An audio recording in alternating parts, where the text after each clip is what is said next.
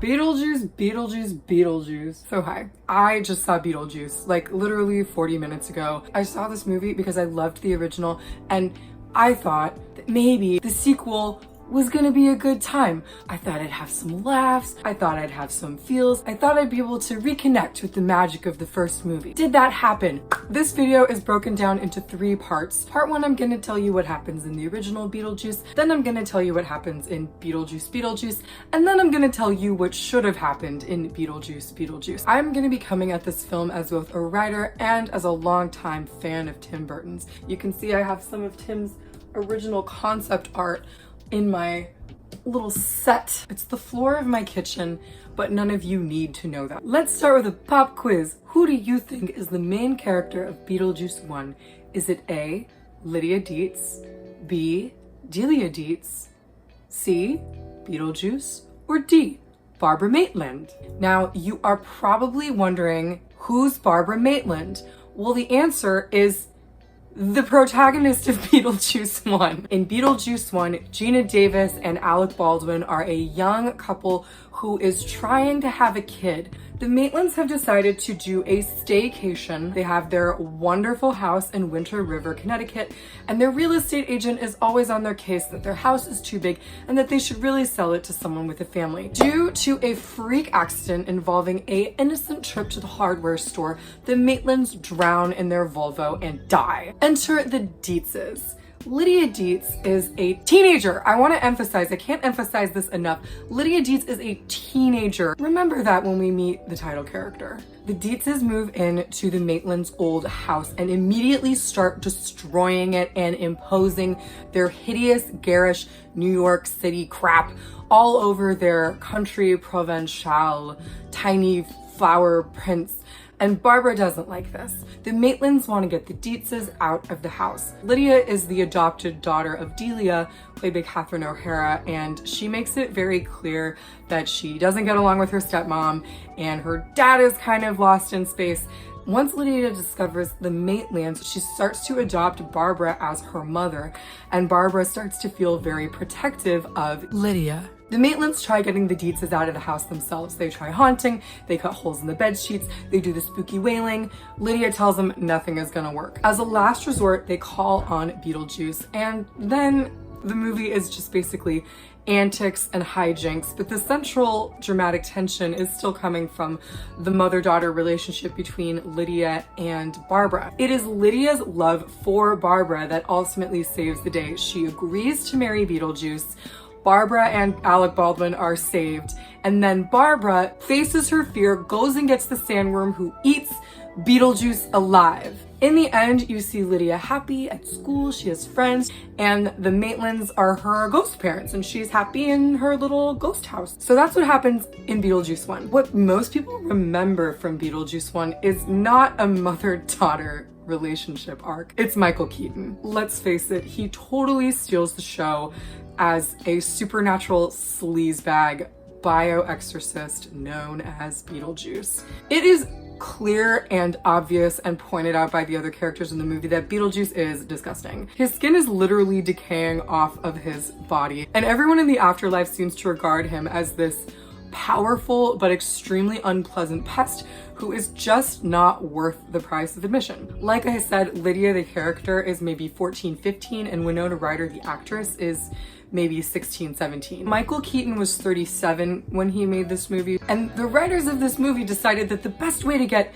Lydia to save her mother is to marry this disgusting cockroach. And it's horrifying. I never liked the child bride thing in the original Beetlejuice. I think it's disgusting and inappropriate. Unfortunately, this is one of the most popular couples Halloween costumes ever, and it's a major plot point in Beetlejuice Beetlejuice.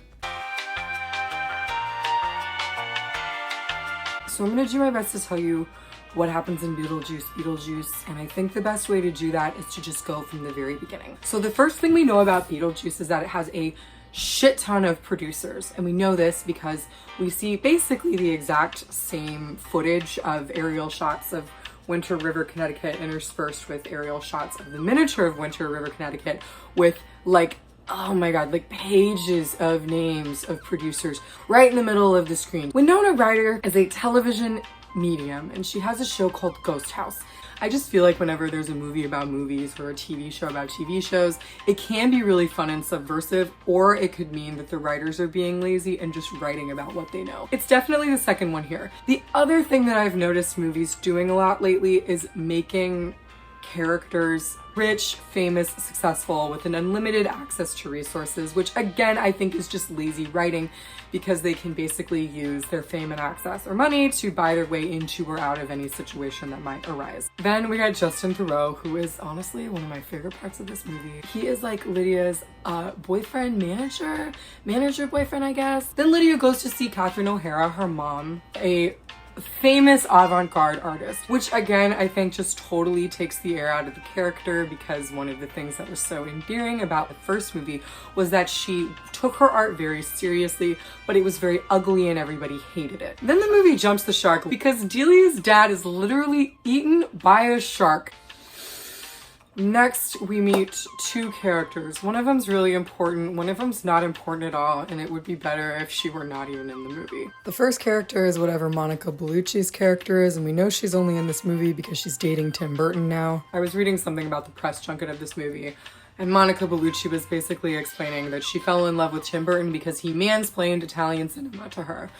The second character is Jenna Ortega's character, whose name is Tabitha. She's like a social justice warrior and into like protests and the environment and, you know, things that we all should really care about, but for some reason the stuff has just been foisted upon Gen Z. And she has some beef with her mother that's not really explained. Justin Theroux proposes to Winona Ryder at her dad's funeral because he's a tone-deaf psycho, and they decide that they're gonna get married on Halloween. Tabitha hates it. She rides down the hill on a bicycle through the town. She crashes into a tree. There's a cute boy in the tree. The other thing I'm gonna say about this movie is that the script is so wooden. So at one point, Tabitha is telling the boy that her dad left them because he went to Brazil. And then in another scene that happens a few scenes later, we learn that he was killed there because he was eaten by piranhas. And then there's a scene in between that says that he's dead. So it's like, we know he went to Brazil, he died, and he was eaten by piranhas.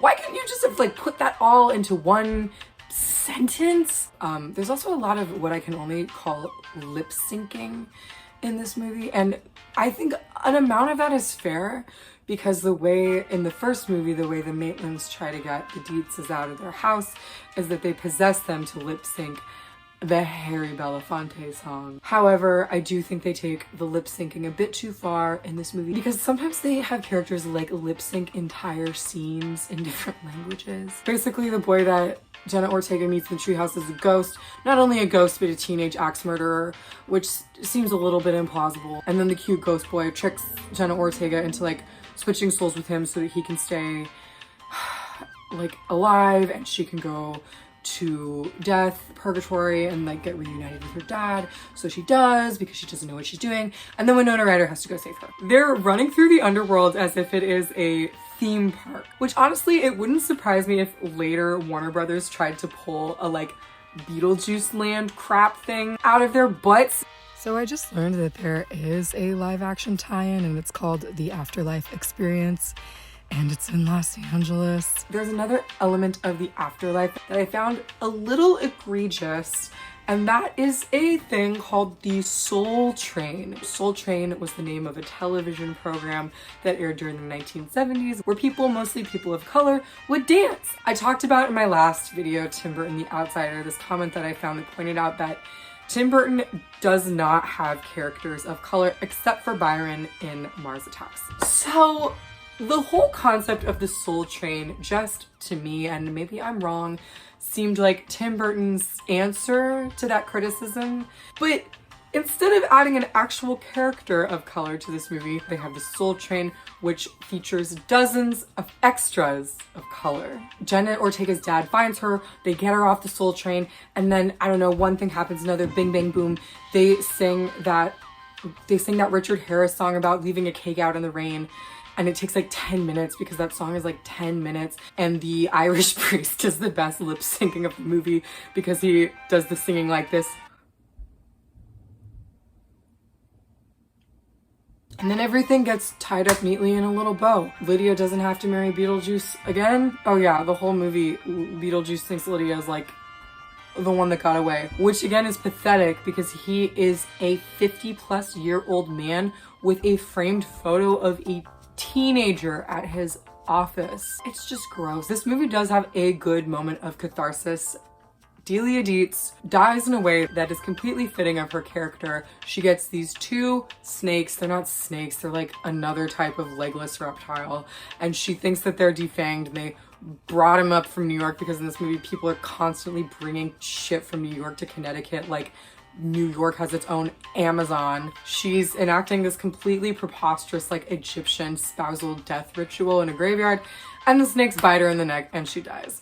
And I guess Justin Theroux, that he's actually not an emotionally sensitive man. He was just using Lydia for her money and fame. There are two emotionally sensitive men in this movie, and one turns out to be a swindler and the other one turns out to be an axe murderer.